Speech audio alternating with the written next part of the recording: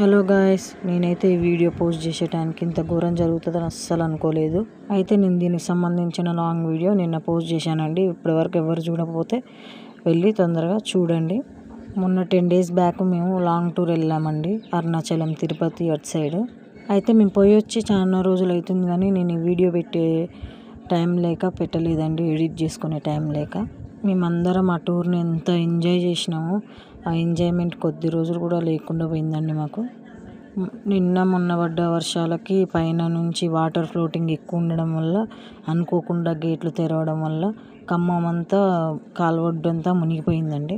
ప్రాణ నష్టం ఏం జరగలే, కానీ కొంచెం సామాన్లు ఆస్తి నష్టం అయితే జరిగిందండి. చాలా బాధ అనిపిస్తుంది. మీరు ఎవరన్నా అక్కడ సరౌండింగ్స్లో ఉంటే నాకైతే కామెంట్ చేయండి. ఇప్పుడే ఫస్ట్ టైం ఏం కాదండి, లాస్ట్ ఇయర్ కూడా ఇలానే జరిగింది. ఎవరైనా అక్కడ వాళ్ళు ఉంటే కామెంట్ చేయండి.